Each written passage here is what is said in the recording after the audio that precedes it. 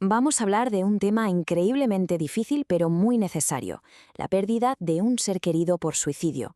Es un camino lleno de dolor, de preguntas que a veces no tienen respuesta. En este análisis vamos a recorrer juntos ese camino no para dar soluciones mágicas, sino para intentar encontrar un poco de luz y comprensión. Todos en algún momento nos enfrentamos a una pérdida. Es parte de la vida. Pero no todas las pérdidas se viven igual. Cuando ese adiós es tan repentino, tan voluntario y sobre todo está tan rodeado de silencio, el duelo se convierte en un auténtico laberinto. La pregunta es, ¿cómo se encuentra una salida en medio de ese mar de emociones? Bueno, pues este es el recorrido que vamos a hacer.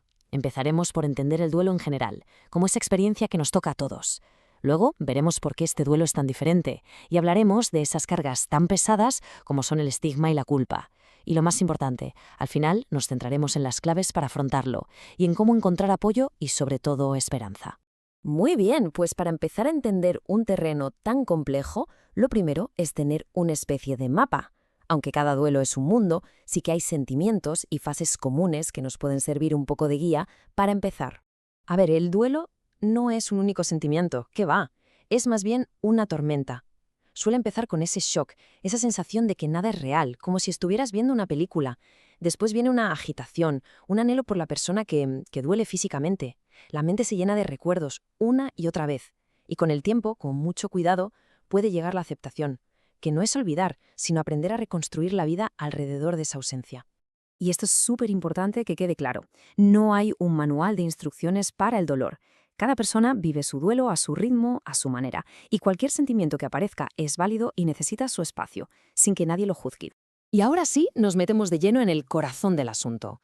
Porque aunque todo duelo duele, y mucho, la pérdida por suicidio tiene unas características que lo convierten en una experiencia única con unos desafíos muy particulares. La clave, como dice esta cita, es la intencionalidad. El saber que fue un acto voluntario. Eso añade una capa de complejidad que lo cambia absolutamente todo para la gente que se queda aquí. Por eso mismo se clasifica como una muerte traumática.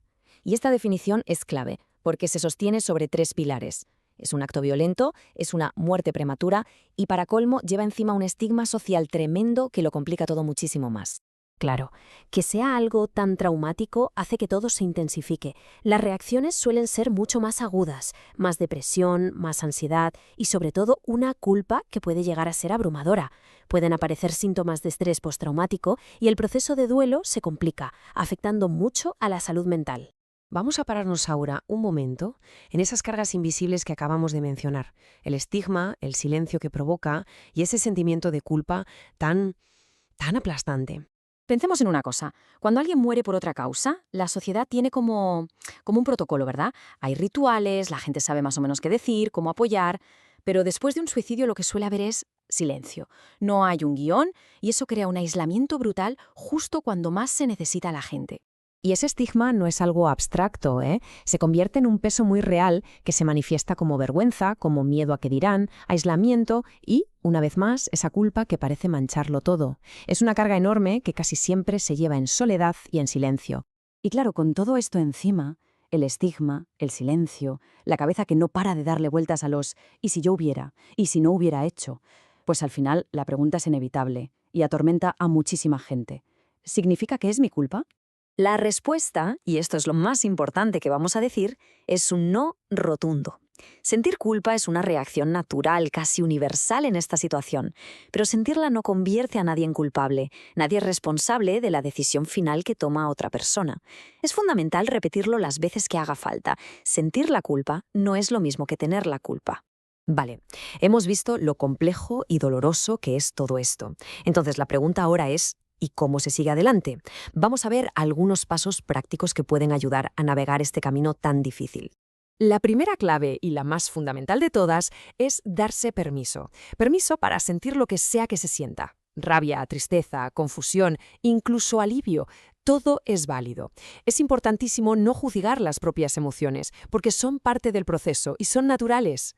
En los primeros momentos, cuando todo es un caos, lo mejor es volver a lo más básico. Si se puede, es buena idea aplazar las grandes decisiones de la vida y centrarse en cuidar del cuerpo. Comer, descansar, moverse un poco y, aunque cueste horrores, intentar mantener el contacto. El objetivo no es estar bien de la noche a la mañana. es no estar en soledad. Y luego está algo que parece muy simple, pero que es potentísimo. Hablar.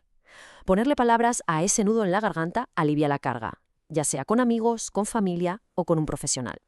Y muchas veces, al hacerlo, no solo ayuda a quien habla, sino que también ayuda a otras personas que están pasando por lo mismo. Romper el silencio es un acto de valentía y de cuidado para todos. Y con esto llegamos a nuestra última parte, una parte que está llena de esperanza. Porque si hay un mensaje final con el que queremos que te quedes, es que nadie tiene por qué pasar por esto en completa soledad. De verdad, hay ayuda y hay un camino para seguir adelante. De hecho, hay un término específico para el tipo de ayuda que se necesita en estos casos. Se llama postvención. Básicamente, son todas esas acciones y apoyos que se ponen en marcha justo después de un suicidio para cuidar a los que se quedan y ayudar a mitigar los efectos del trauma.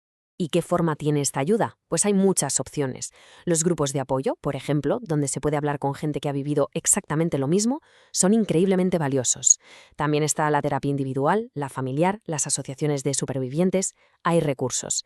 El primer paso es saber que existen y que pedir ayuda está bien. Y este es un recordatorio muy poderoso. Quien pasa por esto no está caminando por un sendero desconocido. Otras personas han recorrido este mismo camino de dolor inmenso y han encontrado la manera no solo de sobrevivir, sino de volver a vivir, integrando la pérdida en su historia. Hay muchísima esperanza en esa fuerza compartida. Así que terminamos con esta pregunta, que en realidad es una invitación a la reflexión. El objetivo del duelo no es olvidar, porque eso es imposible. Quizás el objetivo es transformar un dolor agudo que paraliza en un recuerdo que, aunque siempre duela, permita honrar a la persona que se fue y, a la vez, seguir construyendo una vida propia. Es un viaje muy largo, pero es posible. Mucho ánimo y mucha compasión en el camino.